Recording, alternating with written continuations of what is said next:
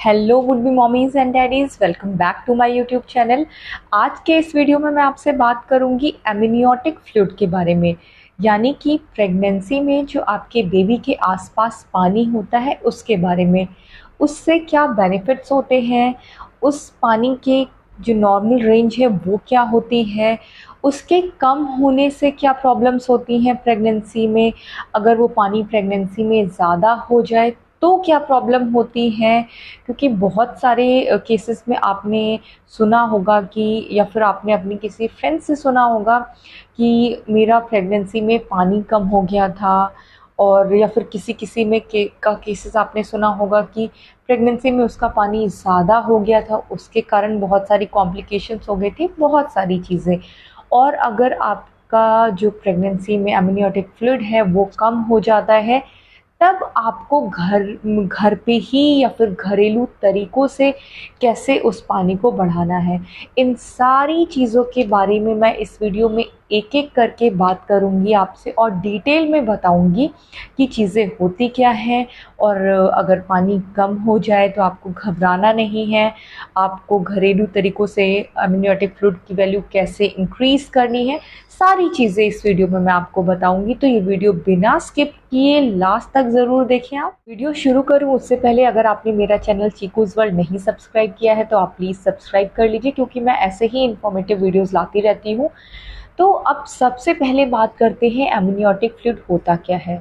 बहुत ही simple language में अगर समझें तो बेबी के आसपास का जो पानी होता है उसको एमनियोटिक फ्लूइड बोलते हैं। अब उसका काम क्या होता है, बेबी की सही तरीके से डेवलपमेंट के लिए, ग्रोथ के लिए, बेबी के ऑर्गन सही तरीके से डेवलप हो, उन सब चीज़ों के लिए एमनियोटिक फ्लूइड का एक रेंज में होना बहुत ज़रूरी है। और अगर आपने कभी ध्यान दिया होगा, क्योंकि प्रेगनेंसी में जैसे हम चलते हैं, कभी अचानक से जर्क लग जाता है, तो उन सब चीज़ों से भी एमनियोटिक फ्लूइड बेबी को बचाता है। बेसिकली ये बेबी को प्रोटेक्ट करता है बाहर की चीज़ों से। तो अब हमने जान लिया कि एमनियोटिक फ्लूइड होता क्या है और बेबी की डेवलपमेंट के लिए ये फ्लूइड का सही मात्रा में होना बहुत ज़रूरी होता है। अब इसकी नॉर्मल रेंज क्या होती है? नॉर्मल रेंज जो एमनियोटिक फ्लूइड की होती है वो 5 से 25 होती है। अगर एमनियोटिक फ्लूइड की वैल्यू 5 से 25 के बीच में आ रही है, इसका मतलब एमनियोटिक फ्लूइड एडिक्वेट है। अगर इससे कम है तो इसका मतलब पानी की कमी है। प्रेगनेंसी में लो एएफआई यानी कि पानी की मात्रा कम होती है, उस कंडीशन को ओलिगोहाइड्रामिनियोस बोलते हैं। अब अगर एएफआई यानी कि एमनियोटिक फ्लूइड इंडेक्स कम है, यानी कि आपके बेबी का डेवलपमेंट भी सही ढंग से नहीं हो रहा है, इसकी जो वैल्यू है वो बहुत एडिक्वेट तरीके से पता चलती है या फिर एग्जैक्ट तरीके से पता चलती है प्रेगनेंसी की 24th वीक में। और 24th वीक तक बेबी के जो ऑर्गन्स होते हैं वो भी डेवलप हो रहे होते हैं और हो चुके होते हैं। तो सही तरीके से पता लगाया जा सकता है 24 वीक तक ही।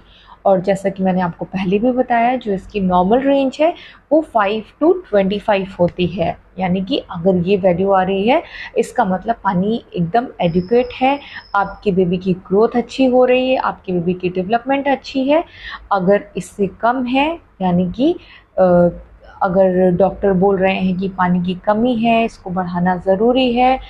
ऐसा क्यों बोलेंगे? क्योंकि अगर पानी की कमी रही, आपने ध्यान नहीं दिया, तो बेबी की डेवलपमेंट सही से नहीं होगी, बेबी के ऑर्गन सही से नहीं डेवलप होंगे, बहुत सारी प्रॉब्लम्स क्रिएट होंगी। बात करते हैं पानी की कमी होने से क्या रिस्क हो सकते हैं। हो सकता है कि प्रीमेच्योर डिलीवरी हो जाए, मिसकैरेज हो जाए, हाई बीपी, डायबिटीज़, इन सब चीज़ों की प्रॉब्लम हो सकती है। अब बात करते हैं रीज़न्स क्या हो सकते हैं लो एएफआई होने की। हो सकता है वाटर लीकेज की प्रॉब्लम हो, बहुत सारे केसेस में ऐसा होता है, थोड़ा-थोड़ा पानी निकल रहा होता है, उसको इग्नोर करते हैं और ये तो बिल्कुल ध्यान ही नहीं जाता कि हाँ, हो सकता है कि ये एमनियोटिक फ्लूइड लीक हो रहा हो, तो उसकी वजह से हो सकता है। या फिर हो सकता है मदर को हाई बीपी या डायबिटीज़ की प्रॉब्लम हो, या फिर ये भी हो सकता है कि बेबी की डेवलपमेंट नहीं हो रही है। तो ये सारे रीज़न्स हो सकते हैं जो कि लो एमनियोटिक फ्लूइड के होते हैं। अब बात करते हैं सिम्टम्स क्या हो सकते हैं लो AFI होने के। आपको वाटर लीकेज हो सकता है, आपने ध्यान ना दिया हो, थोड़ा थोड़ा थोड़ा पानी ऐसे निकल रहा हो, तो ये सब चीज़ अगर कभी हो तो डॉक्टर को ज़रूर बताना है, बिल्कुल भी इग्नोर नहीं करना है। हो सकता है आपको यूट्रस में कॉन्ट्रैक्शंस हो, और हो सकता है कि बेबी की हार्ट बीट कम हो, और जब भी आप अल्ट्रासाउंड करवाने जाएंगे तो ये बेबी की हार्ट बीट तो आती ही आती है, हो सकता है उसमें ऐसी प्रॉब्लम हो। तो ये सारे आपके सिम्टम्स हो सकते हैं लो AFI के। अब बात करते हैं घरेलू तरीके से कैसे आप अपना एमनियोटिक फ्लूइड की वैल्यू को मेंटेन रखें, और स्पेशली गर्मियों में। और वैसे तो एमनियोटिक फ्लूइड आपको नॉर्मल रेंज में रखना बहुत ज़रूरी होता है, चाहे सर्दियां हो चाहे गर्मी हो। लेकिन गर्मियों में ज़्यादा जल्दी बॉडी डिहाइड्रेट हो जाती है और पानी की कमी ज़्यादा होती है। तो आपको कोशिश ये करना है कि प्रेगनेंसी में ज़्यादा से ज़्यादा आप नारियल पानी पिएँ, क्योंकि नॉर्मल पानी पीने का मन नहीं करता है, क्योंकि किसी किसी को वोमिटिंग की शिकायत होती है, बहुत सारी चीज़ें होती हैं। तो आप नारियल पानी पीजिए, जिसके अलग फ़ायदे हैं, और प्लस आपकी बॉडी में वाटर लेवल को भी मेंटेन करके रखेगा। उसके अलावा आप ऐसे फ्रूट्स लें जिसमें पानी ज़्यादा हो, सीज़नल फ्रूट्स ले सकते हैं, जैसे कि आम हो गया। और आम आप ले सकते हैं, लेकिन अगर आपको प्रेगनेंसी इंड्यूस्ड डायबिटीज़ है तो आप अवॉइड कर सकते हैं। आप अंगूर खा सकते हैं, अंगूर में भी पानी की मात्रा ज़्यादा होती है। आप ऑरेंज खा सकते हैं, आप वाटरमेलन खा सकते हैं, मस्क मेलन खा सकते हैं, जिसमें 94% वाटर ही होता है। तो आप कोशिश करिए अपनी डाइट में ऐसी फ्रूट्स डालिए जिसमें वाटर कंटेंट ज़्यादा और हो सके तो आप पानी भी पीजिए ज़्यादा से ज़्यादा। तो ये सब चीज़ें करके आप अपने एमनियोटिक फ्लूइड की वैल्यू एक लेवल पे मेंटेन करके रख सकते हैं, जो आपके लिए भी सही रहेगा और आपके बेबी के लिए भी सही रहेगा। तो ये सब चीज़ें आपको करनी ही हैं।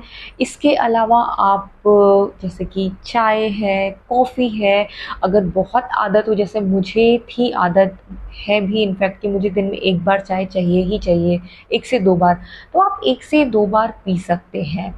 लेकिन कम से कम ही पिए, ज़्यादा ना पिए, क्योंकि चाय पीने से भी क्या होता है कि बॉडी डिहाइड्रेट होती है। तो कोशिश करें, अल्कोहल तो वैसे भी प्रेगनेंसी में कोई नहीं लेता है, फिर भी अगर कभी भी ऐसा आपको लगे कि थोड़ा लेना है, लेकिन प्रेगनेंसी में आपको बिल्कुल भी नहीं लेना है, स्ट्रिक्टली मना होता है, तो ये सब चीज़ें आपको नहीं करनी है। ये सब चीज़ें अगर आप नहीं करेंगे तो एमनियोटिक फ्लूइड की वैल्यू जो है आपकी एकदम मेंटेन रहेगी, ना आपको प्रॉब्लम होगी ना आपके बेबी को प्रॉब्लम होगी।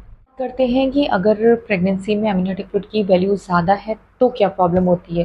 पहले तो मैं बता दूं, इस कंडीशन को पॉलीहाइड्रामनियोस बोलते हैं, जब जो कि प्रेगनेंसी में एमनियोटिक फ्लूइड ज़्यादा होता है। अब इसके रीज़न्स क्या हो सकते हैं। रीज़न में ये हो सकता है कि मदर का ब्लड ग्रुप नेगेटिव हो, बेबी का ब्लड ग्रुप पॉजिटिव हो, या फिर मदर को डायबिटीज़ हो, या फिर मदर को कोई इन्फेक्शन हो, या फिर मदर को अगर आप बात करें कि बेबी में कोई डिफेक्ट हो। ये सारे इसके रीज़न्स हो सकते हैं। अब इसके सिम्टम्स क्या हो सकते हैं। ब्रेथलेसनेस होगी, सांस लेने में प्रॉब्लम हो सकती है, या फिर पूरी बॉडी में सूजन होगी। तो ये सारे कुछ सिम्टम्स हैं जिनके कारण प्रेगनेंसी में होने वाली माँ को भी प्रॉब्लम होगा और बेबी में डिफेक्ट होगा।